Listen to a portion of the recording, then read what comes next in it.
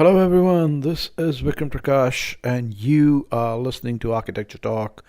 Each episode, we try and have a conversation with a contemporary thinker to advance the frontier of architectural thinking. And today, I'm having the first of my two and possibly more conversations with the fabulous Nigerian architect, Mariam Kamara.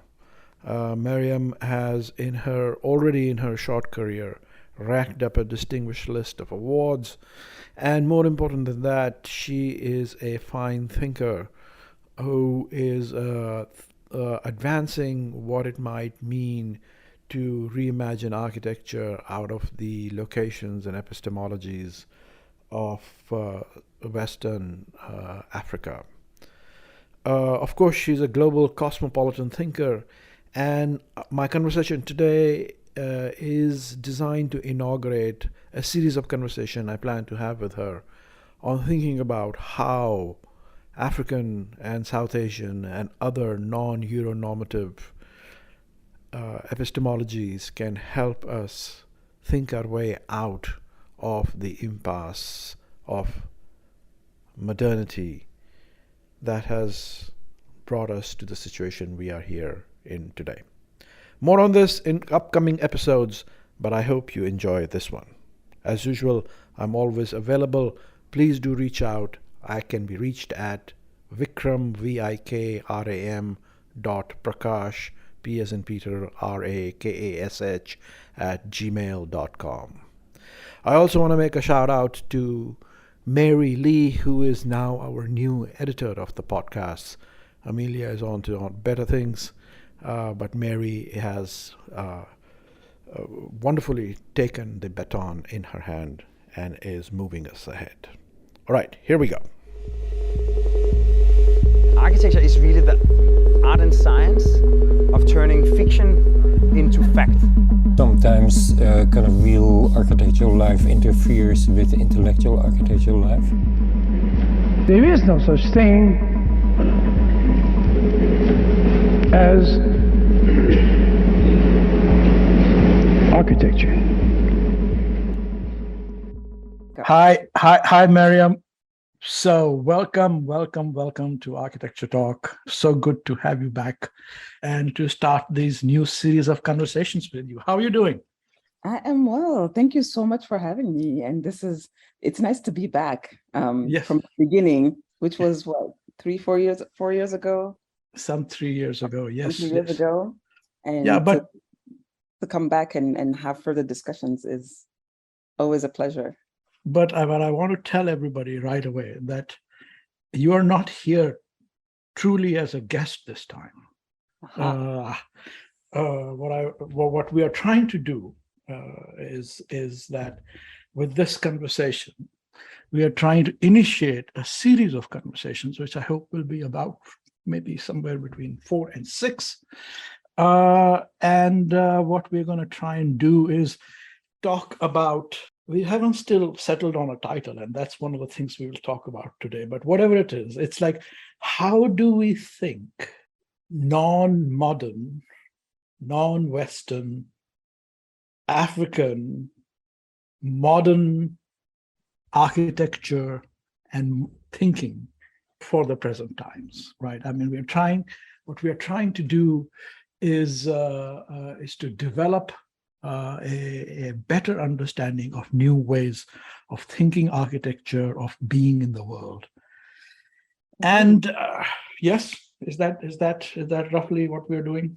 Well, that sounds about right, because I think one of the frustrations for me is that there seems to be this dichotomy that the world exists in, where there's this forceful word modern that somehow everything has to fall under, and nothing else gets to exist somehow. And that is also elevated as being the only true thing, because also there are values attached to it. Right. That dismisses everything, all else, really. Everything seems to be evaluated against the modernist reference point. Yeah. Exactly right. Which is a little bit strange, considering that I believe the world is much older than 1920. Therefore, Yes, yes, Therefore, yes. it's a bit unsettling to just be sort of tied to the first part of the 20th century as the only reference point Right. for everything. Yes, it is. It is. See, so and so before we go on, I want to let everybody know. So everybody knows Mariam from previous conversations we've had, but I just want to say, Mariam is well. She started off as a computer science, and something crazy. I don't know what she was doing, Yeah. but then she found her way. And did architecture from the University of Washington, and now is a full-time, well-published, well-decorated practicing architect, practicing, I think, simultaneously out of Manhattan, New York, and Niger, right? Yeah, correct. And has a fascinating career, numerous awards, and an amazing series of projects. Trying to, from what I see from a distance, establish the idea of what an Afro lineage architecture might be today here in the 21st century, and doing a fantastic job of it. And basically, I have to admit to everybody that I have swindled Mariam into talking with me. Wow, that's a strong word. I was happy to do it. because obviously I don't know anything really about how to think an African, whatever, for lack of a better term, African architecture for the 21st century. So, and our plan, and I'm saying all this, this is with Mariam's consent, because we have actually had a couple of conversations prior. Our plan is to have maybe this framing conversation, and then perhaps invite in 4 or 5 or 6 architects / historians, theorists, to help us better understand this conversation in the next 4 to 6 months. We plan to have a conversation one a month, I think, for the next few months. Yeah, trying to find time in Mariam's very busy schedule. And your very busy schedule. And my very busy schedule. So between the two of them, we're going to sneak this in. We're going to have a damn good time. Sounds great. Sounds good. Okay, so Mariam, you were trying to break down, we can spend a little bit of time. Let's do right away is sort of do the critique, the critique of modernism, yeah? I want most of our conversation to be not so much critique of modernism, but towards, what are other ways of thinking about architecture? Right. So, but before that, let's talk a little bit about modernism. I mean, if I look at your work, would you say it has, in spite of everything, in spite of all the critiques, in spite of all the problems, in spite of all the desire to get away from it, nevertheless, it has a certain kind of a indebtedness to modernism? Do you think that that's something that has colored us all and the whole world indelibly, or is that too much? No, I mean, it's kind of difficult to get away from it, right? At the end of the day, it needs to be very clear. We inhabit a world that has been fully shaped at this point. Modernism, whether it's the buildings in which we live, the high rises, or the homes we inhabit, it completely changed fundamentally how we make architecture and what we think architecture is, and what we grew up in in terms of spaces and architecture. So it's not really possible to completely do away with it, because at the end of the day, also, it is part of us. So this is not really about wiping something away to put something else in place. That's what modernism did. Yes, that's right. That's right. That's right. Yeah, yeah. And so that's not really the point for me, Yeah. But the point is more to say that, well, maybe let's not also necessarily go so far that it ends up being this dictatorship of, this so-called modernism as being this one way to look at the world, one way to look at architecture, one way to look at spatial logics, particularly because that one way has been shaped by the point of view of a select few from a very limited part of the world, which then automatically makes it something that is non-universal. Because one of the issues is that modernism sees itself as being this universal answer to architecture. But how can it be universal when it was just, put together, Yes. so to speak, by a handful of people from a very small section of the world? Yeah. But the other aspect is that what went into creating that modernism is appropriation from the rest of the world, right? So in a way, it's understandable that maybe it was considered as being this kind of universalist, solution, but it just really isn't. There's only so much that we share a lot of things, but there are also many things that we do not share. Right. And those things have to be looked at. But before even going so far into all of that, I also want to step back and talk about Vikram. Because we're talking about me, I would like to talk about you, and I would like to talk about also how we met and why is it that we're having this conversation also? Yeah. Because one of the, I don't think we mentioned it in the previous podcast I was on with you, but that you were pretty much the most influential professor that I had studying architecture in Europe, and how I targeted you and completely took you over when I joined Europe. And I don't think I told you that before I started studying, when I was looking at the website and I was applying, I found you. And it was one of the reasons why I decided, that, okay, I think Europe is a pretty good option, because my options were very limited also when I was in Seattle. But I felt really good about the choice because you were there also. And I was seeing these studios you were doing and this kind of reflection about these topics we're about to talk about. And I thought, oh, this is my person. So let me quickly go and find him. And it made all the difference in the world, at the end of the day, because, and I talked, in a couple other conversations, I touched on this, but it's really quite significant for me. As I was really getting this sensation of malaise around this idea of modernism, and a lot around the fact that I didn't grow up in the West. I grew up in West Africa, and I could see the contradictions created by modernism, and also the sort of like low-grade violence also in the type of spaces, that are being produced. Because in the context in which I grew up, architecture can be violent. It's not something that is benign. It's not something that is just about a beautiful form. It's something that can subjugate. It's something that can create economic problems. It's something that can create climatic problems that are exacerbated because of the conditions. And so I was very much looking for someone, who was thinking about other things.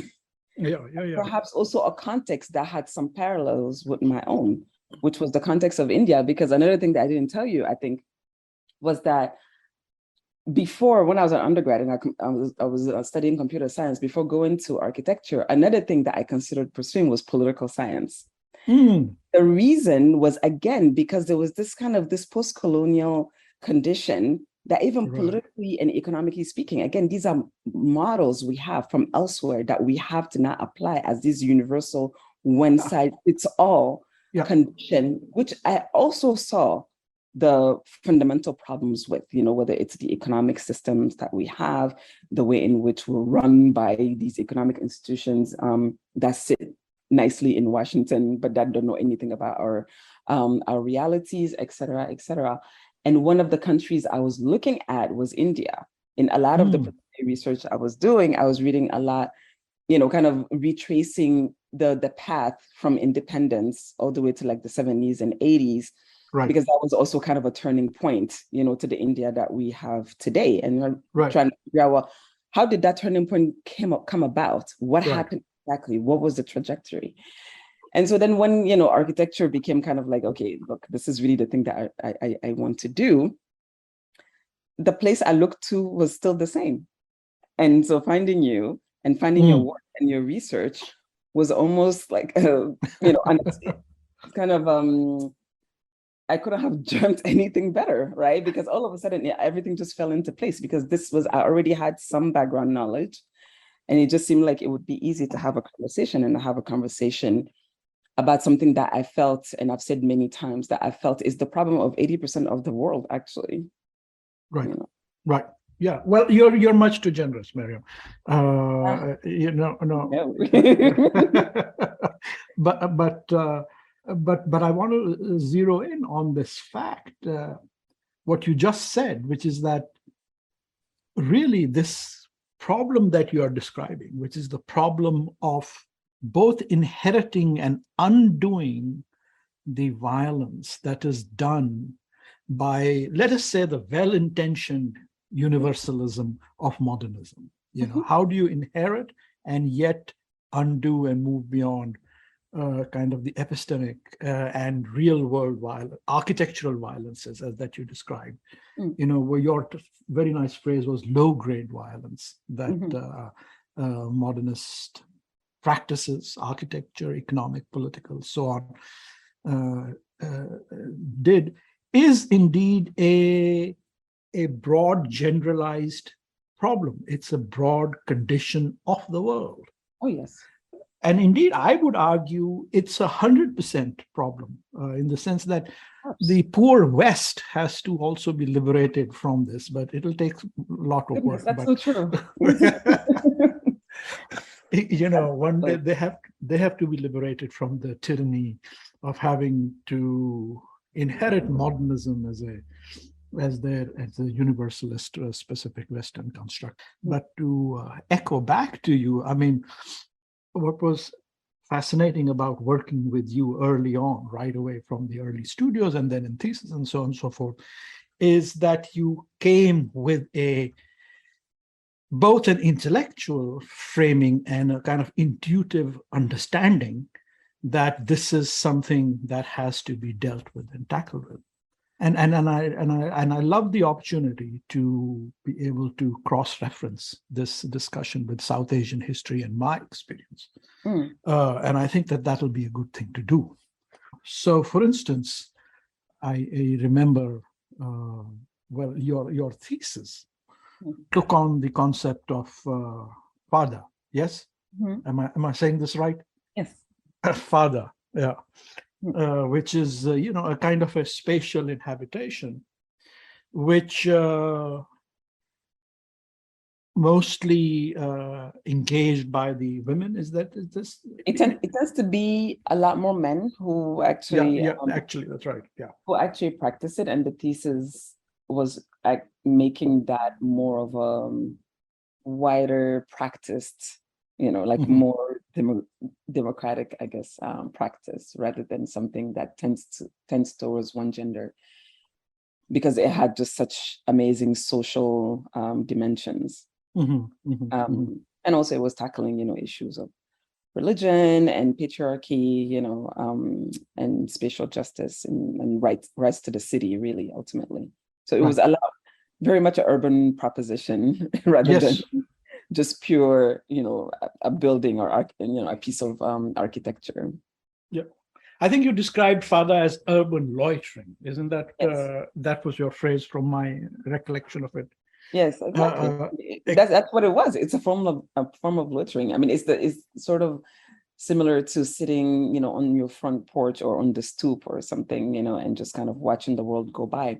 Except, imagine if, rather than, you know, every once in a while seeing someone on their porch or on their stoop, just sitting there, you know, or maybe talking to a friend, almost every street you went to had someone on their front porch, you know, or at least every other house had, you know, 2-3 people on the front porch of it. That's more what it is. And I mean, not on the front porch, like on the stoop, on the sidewalk, sitting in front of that house, almost systematically. Yeah. So,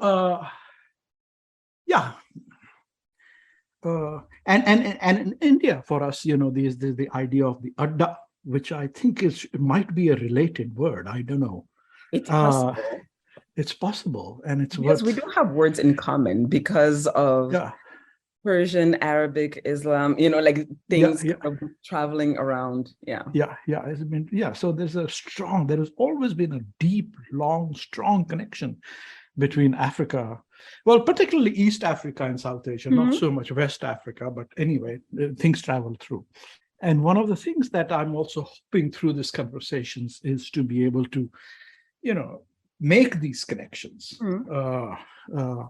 Because there was a certain, the idea that there are a non-modern or non-Western ways of being and thinking is not to say that they are all,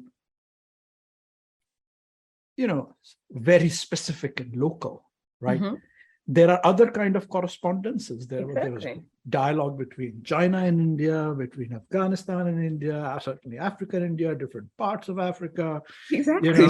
So there are all kinds of other globalities. Like we're forcefully being denied all of that. The only dialogue is the rest of us, dialoguing up north, or northwest or wherever that is, whether it's the global north or the Western world or whatever. It's just this, everybody needs to be going in that direction, but there's no lateral or diagonal. I mean, historically, I find this very frustrating that like you said, all roads lead to the West. One way or the other, we refer to the West. And this we've already talked about is a difficult problem that, we have to acknowledge and yet try and move beyond. But also that the negation of universalism is localism, that you got to have something very ethnic or sort of, it's like, why? Also there can another be dictatorship. Another dictatorship. No. There can Why? be other kind of dialogue, other kind of communications. And then I think the idea of Faada and Adda, I think are closely related. And everything that you describe about this urban loitering, never felt unfamiliar to me. It felt like, I know what you're talking about. Something like that, yes. Something like that, yeah. So it was a familiar concept. So I think it'll be great. I mean, one of the purposes, again, is therefore for us as we have these conversations, would be to start identifying these modalities and what these are and what are the implications for thinking architecture and spatial practices, and trying to get other people's ideas on this, because there are other practitioners of architecture and architectural thinking who might have some good ideas on how some of these things operate. Yeah, that would be absolutely fascinating. Yeah, it'll be so much fun. I mean, some of the things that come to mind as things to explore that would be different. One is the, abstraction and its relation to non-abstract ideas, and many types of abstractions, right? I mean, I think that's one idea, is to explore how abstraction works. And I think we will discuss that a little bit. I think that would be fascinating, because we did touch on that a little bit, in one of our discussions, about how, again, there seems to be only one mode of understanding certain concepts, and abstraction is definitely, one of them. And a lot of, in architecture, it's seen very much, a lot more as it's very graphic. The notion of abstraction is really graphic. It's about taking a form, perhaps, and kind of like putting it down and abstracting, but it would be interesting to discuss kind of other forms of abstraction, as you said, as pertains to spatial design, but that not graphic. Yes. So abstraction, I think, is a good idea, because I have found from my background, there is abstraction in the sort of Plato sense, which is about trying to reduce things to some essential properties, and those essential properties are always supposed to be Platonic or as basic as possible. But then there are other ideas of abstraction that I know of, which is that abstraction is that which allows you to move in the direction of what we call nirvana. Right? Abstraction is a certain modality of being in the world that comes from meditation as a practice, which allows a certain distancing, if you want, and produces, for instance, the architecture of a stupa. Yes. And that's a very different modality of abstraction. And, but I think there would be other ways of thinking the relationship between the formal world and the non-formal that we might learn from your context as well. Well, absolutely. I mean, we were discussing the other day about how, for example, because in Niger, we have two different ethnic groups who are nomads, and they're a good, 30% of the population. And they, nomad camps are this amazing, construct, a lot of which I was saying, lives actually in the mind. So you have the tent and you have, like a picket somewhere, or you have, some other object, and somehow space, once you set up camp, and when you arrive, at your stopover, you set up camp, space exists, based on the object that you place in there. So whether it's the tent, or some other object, and the relationship between that object and other objects around it, and the negative space between them, and the orientation, the cardinal orientation of each of those objects, all create an other space that is for certain specific uses, but it's not delineated, it's not built, but it exists. And it exists in the mind of the people who set up that camp. Right. And that space is actually there. Right. We just can't see it. Yeah. And it has its boundaries and everything. Yeah. No, that's a great concept. Yeah, it's layered in. Layered in, and it's made up of a series of relationships, spatial relationships between objects, but also, like I said, or cardinal orientation. Is it east, west, north, south? It really determines what it is, because again, since they're nomads, also they orient themselves, and from that point of view, right, in the trajectory of the sun and things like that. Yeah. So it's absolutely fascinating, like when you think about it, when you see, some diagrams sometimes that describe how the Tuaregs, define space and how they built the camp, and what those different zones are, or the Fulanis, also the nomad Fulanis, in some areas of Niger also have something quite similar. It's absolutely fascinating, because then it forces us to think about architecture not just about, these spaces, these built spaces and these heights and these, this kind of, there are other modes. Right. No, I agree. It almost feels like a fourth dimension, Yeah.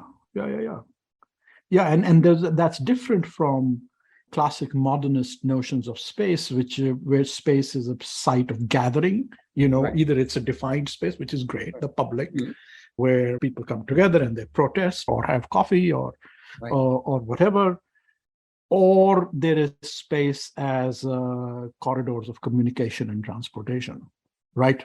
Which is good and useful and important. But nomadism, as the third category, introduces ideas of space which are both settled and unsettled in the Western sense, but they have other modalities of being in the world, right, and connecting to geography, and, as you are saying, abstractions which are not readily accessible to us. Right. And that also connects to the differentiation between that we traditionally apply between the urban and the non-urban, right? Right. Traditionally, there's the urban, and then there's the rural, or there's the forest or the jungle. But there are many ways of thinking the differentiation between the urban and the non-urban in other ways, right? Absolutely. And again, I guess this forces me to go back to what I was saying earlier about, why I was so happy ultimately that I went to UW, because, it was really, you had this way of framing the discourse, whether, by the way, your book on architecture, on world architecture, is the only true world architecture book I know of.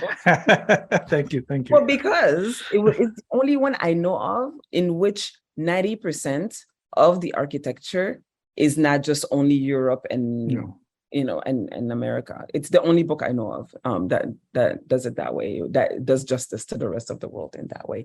But then also in terms of theoretical framing, right, and theoretical thinking.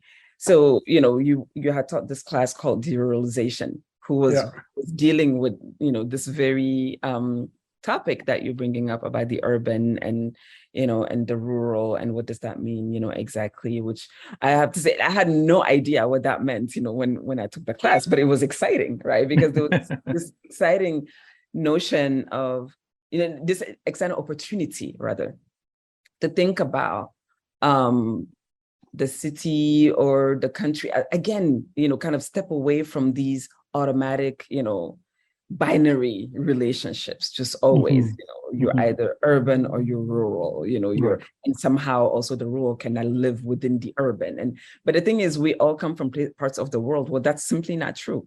Or whatever it is that we consider being the urban has definitely been encroached in, or is fully inhabited by whatever it is that would be categorized as rural, you know, normally. And it also has all these class implications, all these economic implications, you know, for how things are supposed to be and what they look like, and, you know, what's acceptable and what's not, depending on how you choose to label, you know, that context. I mean, it's just, these are such important discussions, even when we don't know the answers, you know, to that.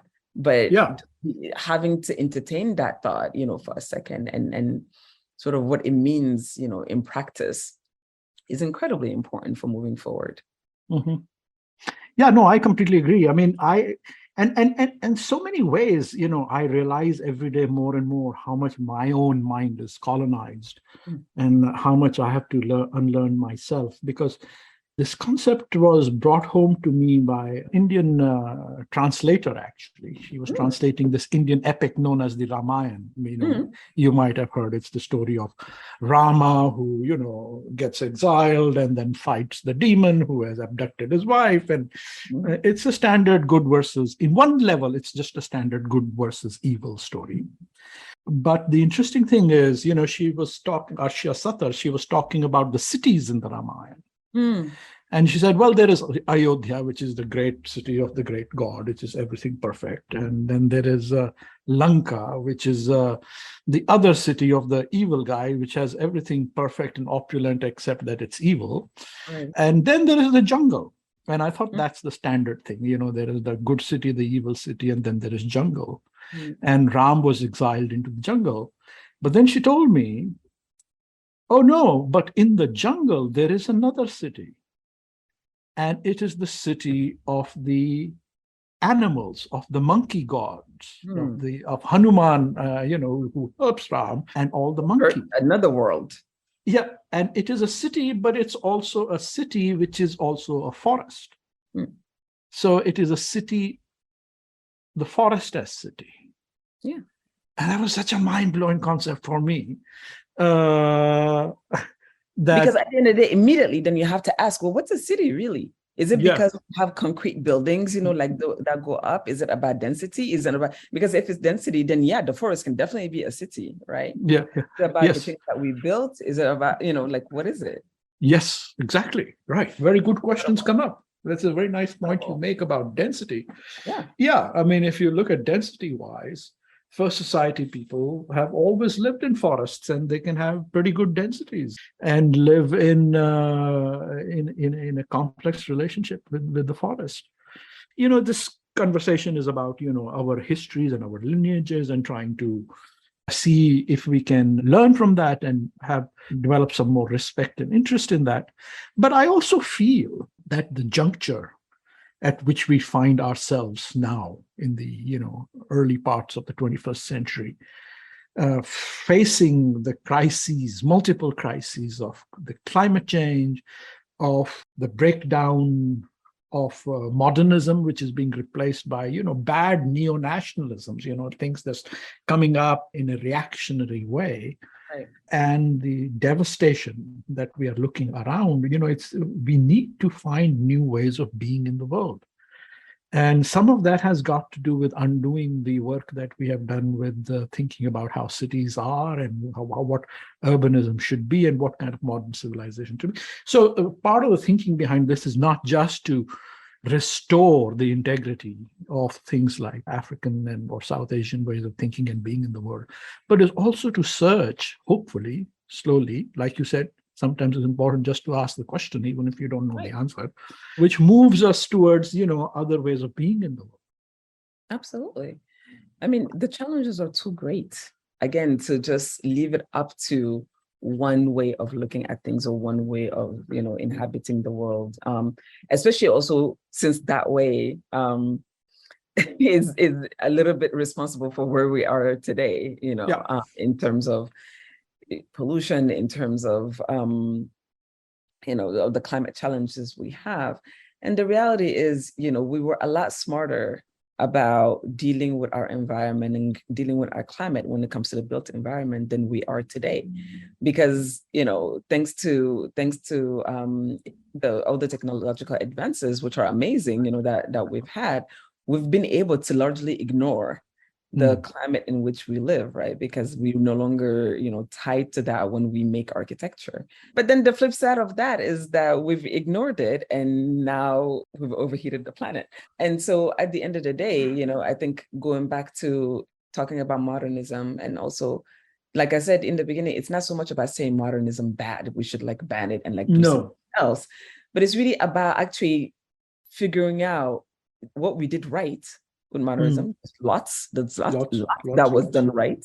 There's a lot of wonderful things. But then we should also be able to have the intellectual honesty to talk about where it went wrong.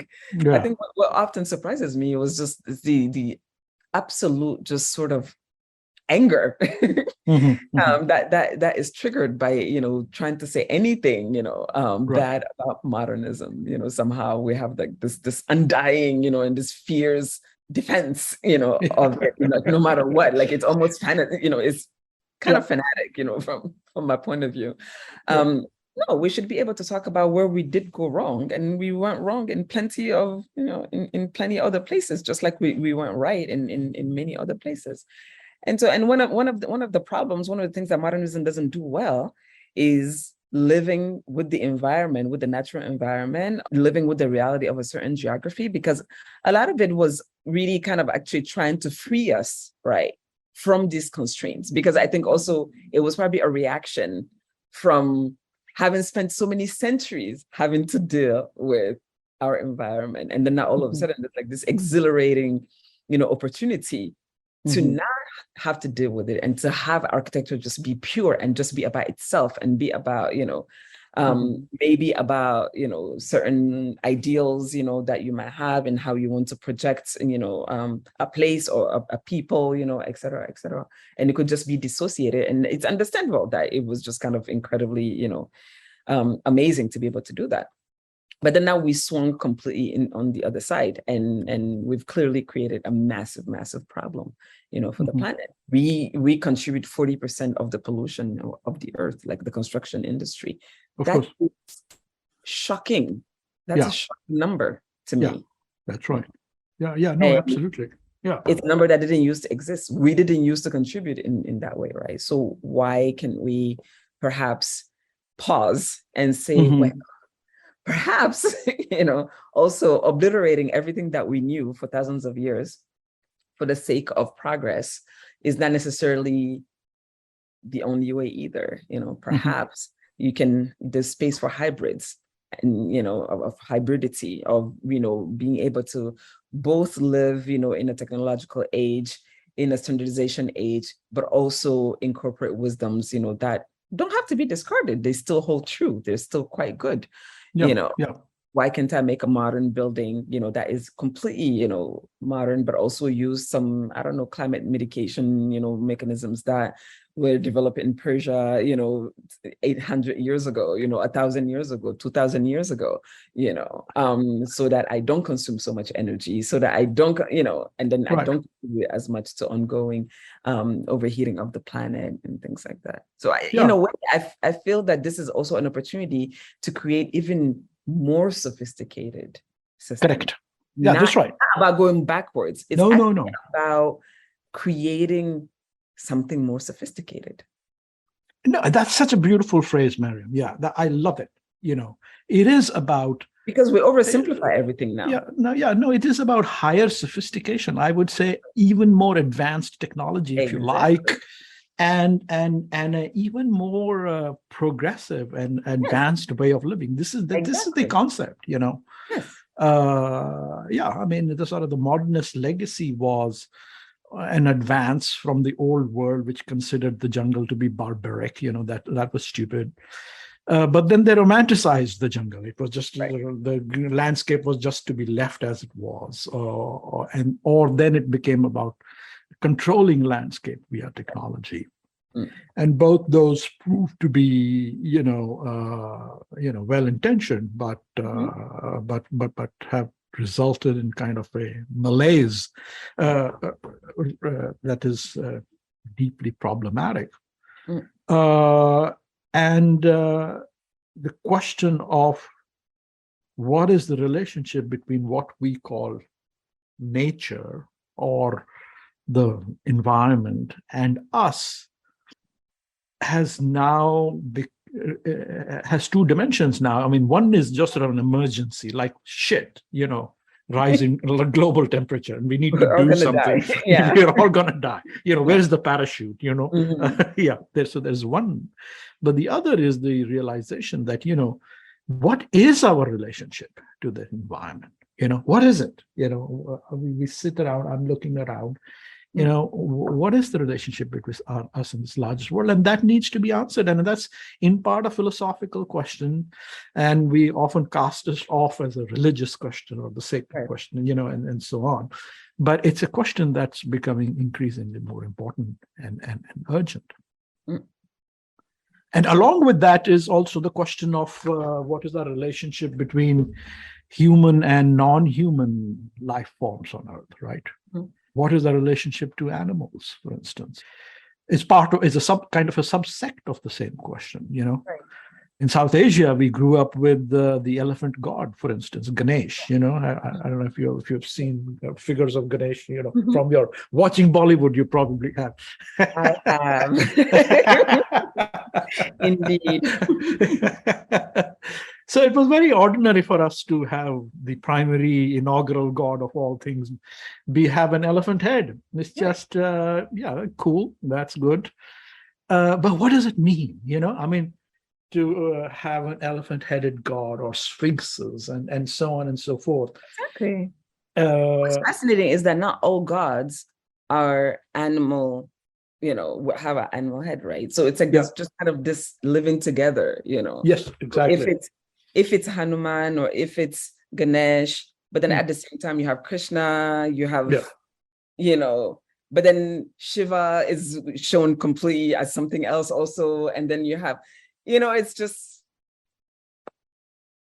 all kinds of stuff. Shiva is half man, half woman. He's a kind of a trans character. Right. And Krishna is just a, flute singing womanizer, frankly. Womanizer, exactly. Seducing everyone. So seduction.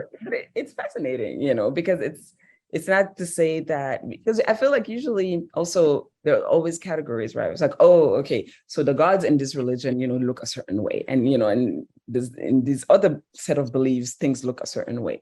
But this is sort of like this universe, where, as you said, animals and humans, and there's no value judgment or something like that, based on who is represented as what. It just is.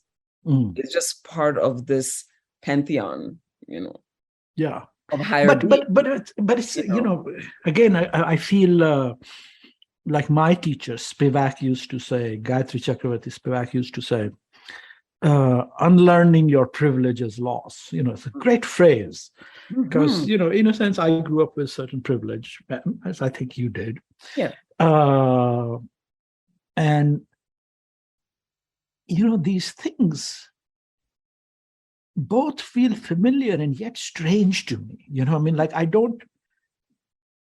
feel like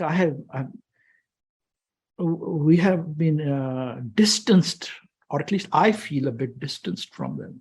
And I think, and I consider and experience that as a loss. Of course. Because when I think about this, like, for instance, my South Asia, when I say, we have there are South Asian, Indian nationalist kind of thinkers.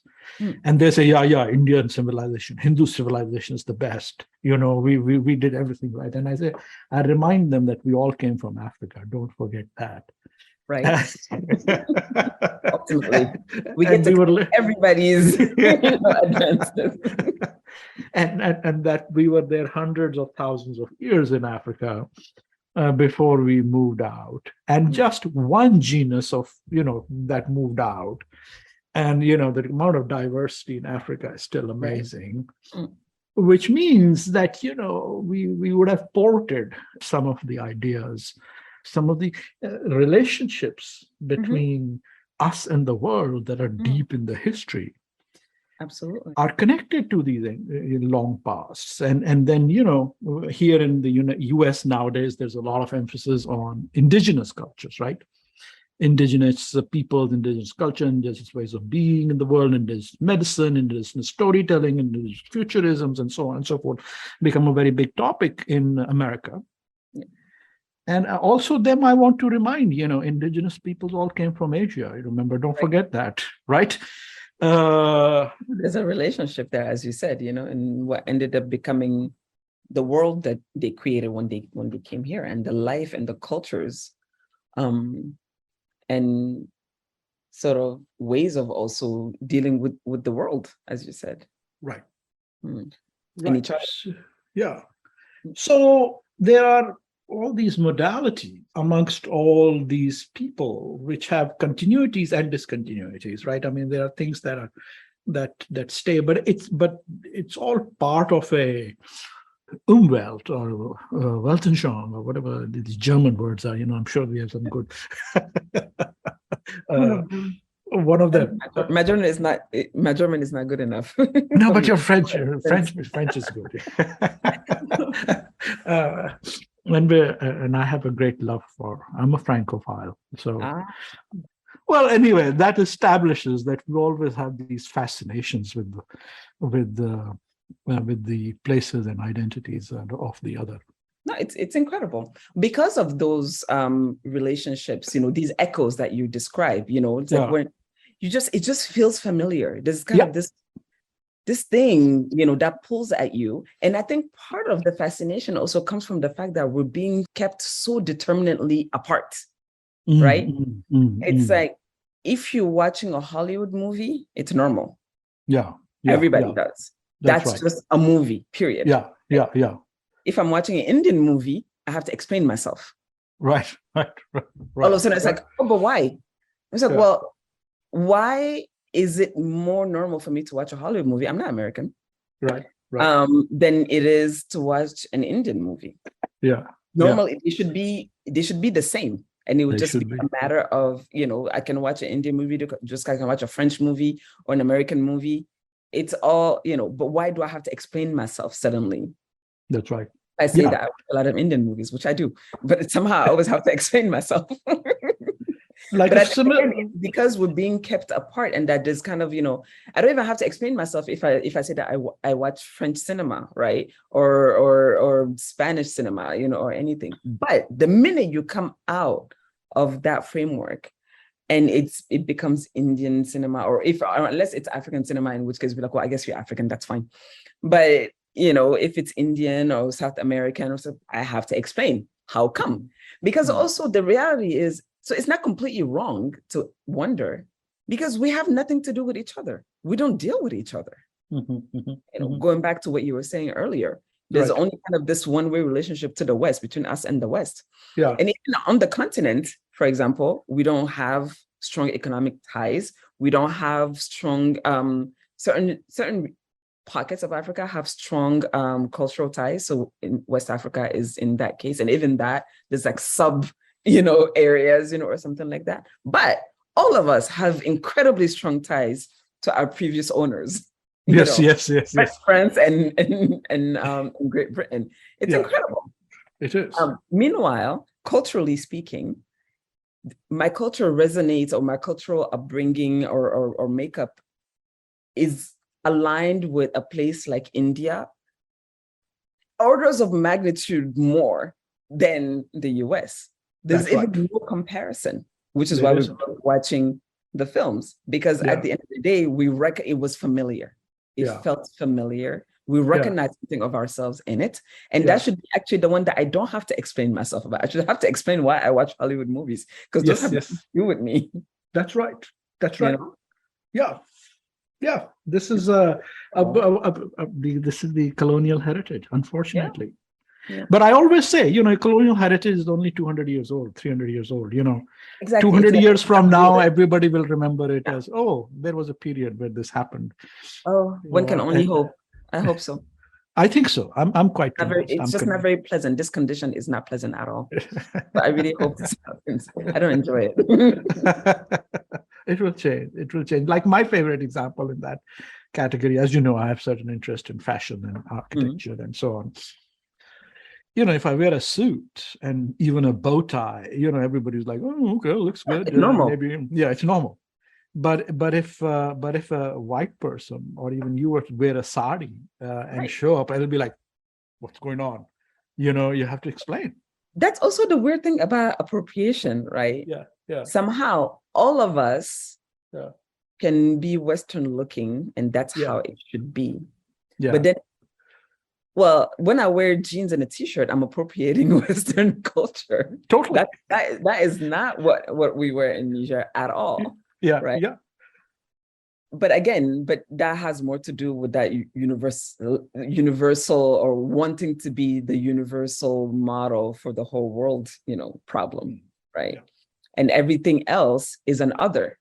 And so therefore, if you appropriate an other, then we have a problem, rightfully so. Right. So it's rightfully so, because we're already conditioned to have a universal.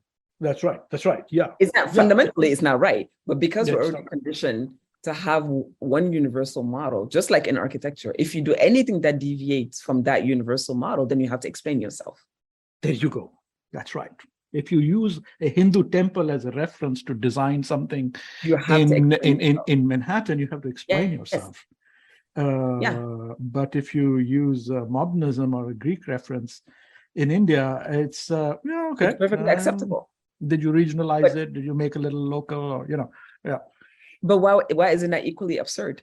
It is. It's completely absurd. And somehow, and I always give this example where I say, well, imagine if after World War II, let's say Japan had won, and taken over the world, similar fashion. And then now, you could live in, I don't know, in Paris now all of a sudden is transformed and it needs to look like Kyoto. Yeah. Regardless of the challenges of having enough wood to have traditional Japanese, architecture, or the lack of skills for making the amazing Japanese joinery, to put together building, or a climate that is too cold for the breezy, architecture where you can open everything, and all of that. Yeah. And if that were modernist architecture and kind of this universal architecture, because they won, right? And they kind of like set that up as being the example for everybody to be, because it needs to be in their image, right? Yes. Isn't that absurd? Automatically, when we say, wait, if we make a Japanese home and it's winter and it's -10 degrees or something, we're all gonna die. Meanwhile, this is what we're being asked to do in 110-degree Niger, where you have to make a concrete building that doesn't breathe, that is just like one block, because in Europe, one block help retain heat. But in a country where it's already 110, where you have to do that, and you have to use concrete because that's the modern material to use, et cetera, even though concrete increases heat. Right. Why is that not equally absurd? It is.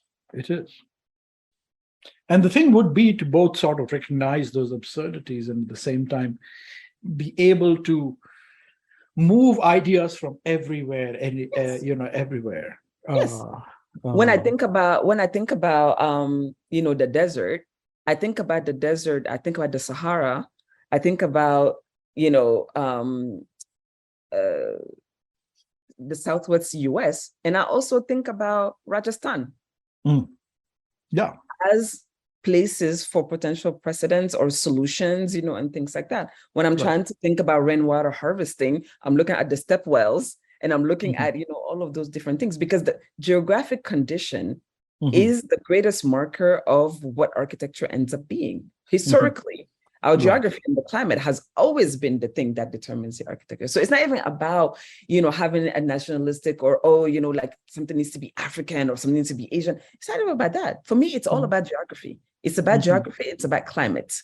And it's about common sense. That's really all.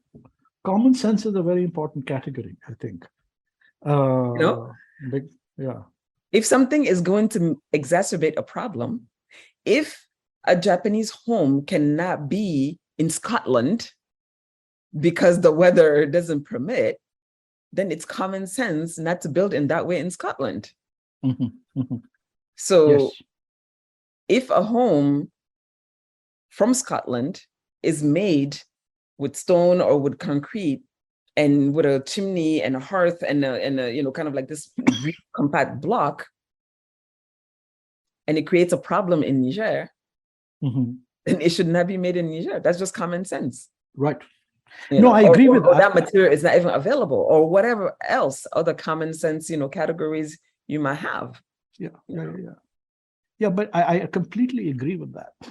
But I also think that common sense also includes in its evaluation matrix attitudes and understandings about a philosophy about how to be in the world. What is our relationship to the land? What is my relationship to air? What is my relationship to planet Earth? What is my relationship to the sun, moon, and stars?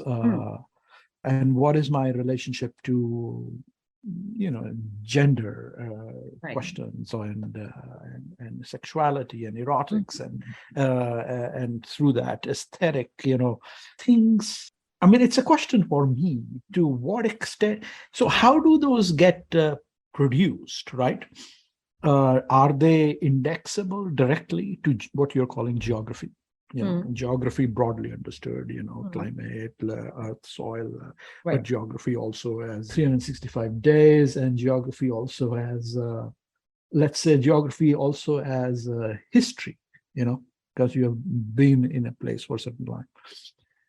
But it is also a matter of all the people who have come and gone, and what has cohered society in a certain way, in different ways. All the layers. I mean, there are many layers that go in, and layers aren't static, layers move around. Right. How do we undo universalism? Not just to create diversity, not just to have a lot of different things, which is a good thing. I'm all for diversity, but also to infect and learn from each other. Most importantly. And make the world a richer place. I want to gift poor West the benefits of deep, long African history and civilization, and South Asian history and civilization, and reinvigorate what you were saying with the long exchanges, for instance, between various African cultures and histories and people, and, for instance, South Asian and others. I mean, exchanges have always existed, right? Yeah. By the Silk Road, the Salt Road, we had the Salt Road going through the Sahara, and all of that. And so influences have always, all you have to do is look at, the held, cathedrals, and all, of Southern Europe, and churches. Something happened. Yes. Middle Ages, which we don't talk about. And all of a sudden you had these cathedrals and these domes and arches, and things like that. That's not from there. Yeah. Even though it's being considered, it's being treated as though it sprouted, like out of nowhere. Right. No. So these exchanges and these influences have always existed. But number one, they should be chosen, not imposed. And number two, these are things that happen sort of organically over time, right? And then number three, often, like I said, a lot of these, common things that kind of travel tend to be, something that solved the problem in a place, that can then be used to solve a problem to a similar place, with a similar condition, because okay, like we don't have water here. Over there, this is what they do to have water. Let me, adopt that. Right. Yeah.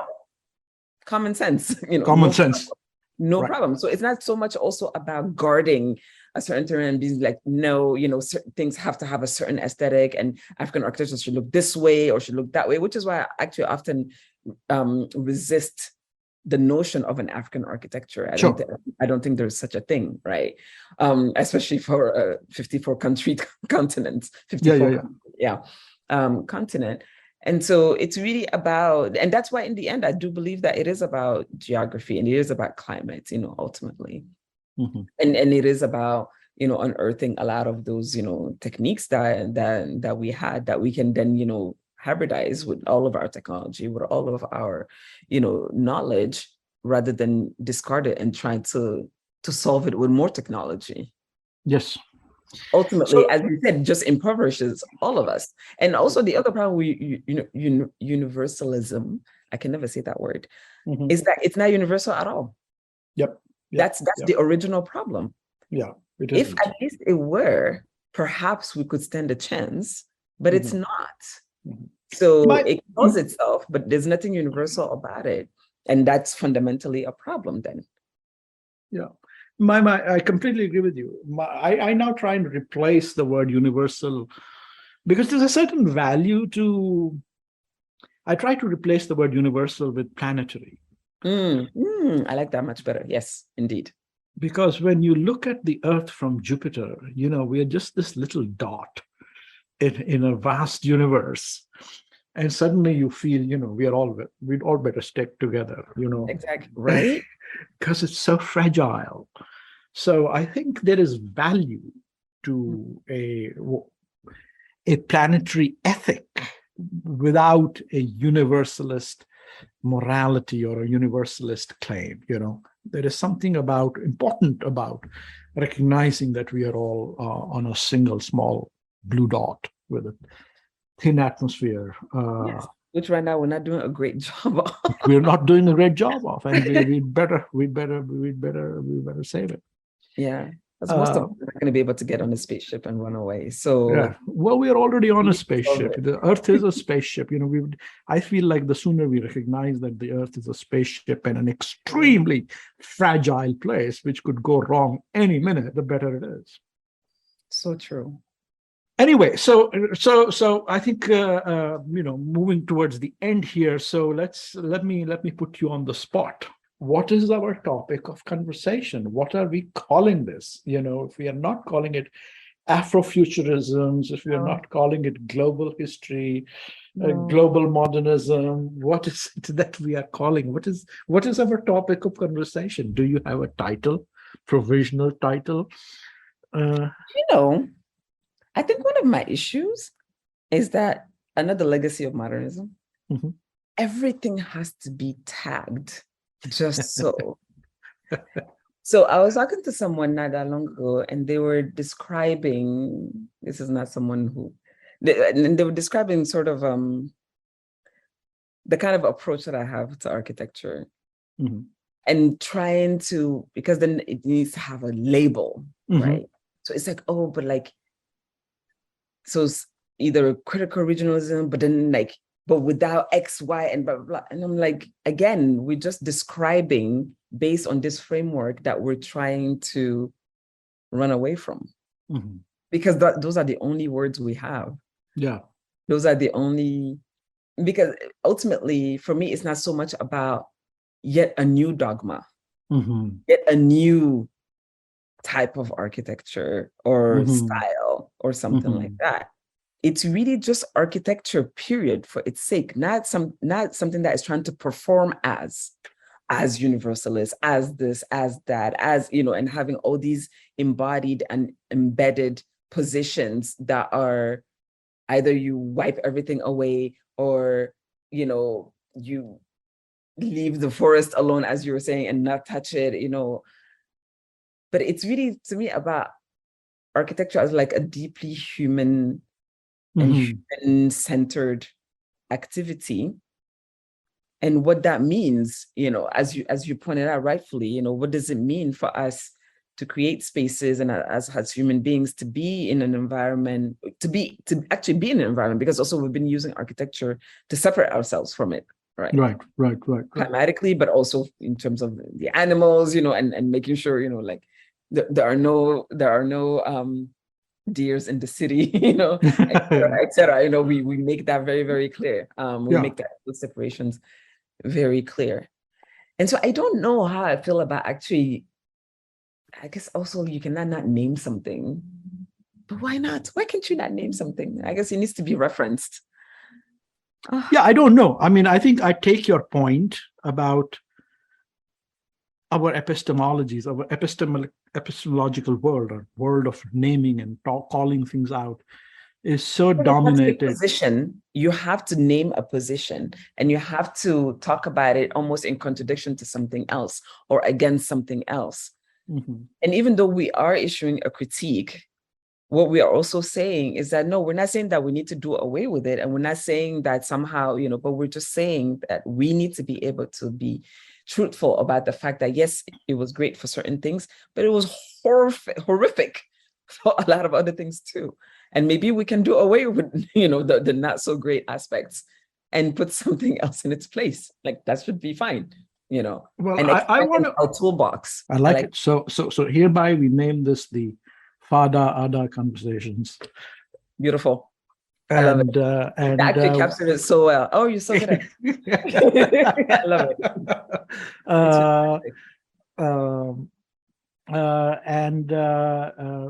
We're going to start inviting our guests next time.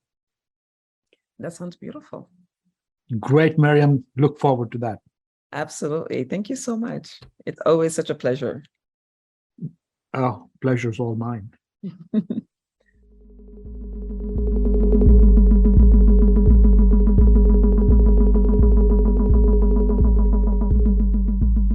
Thank you for listening to Architecture Talk. This is your producer, Mary Lee. We hope you enjoyed the conversation, and if you did, please subscribe and rate us on iTunes or Spotify. We would also love to hear from you if you have any suggestions on new topics or guests. You can always reach out to us on our website, Facebook, or Instagram. Thanks again, and until next time, this is Architecture Talk.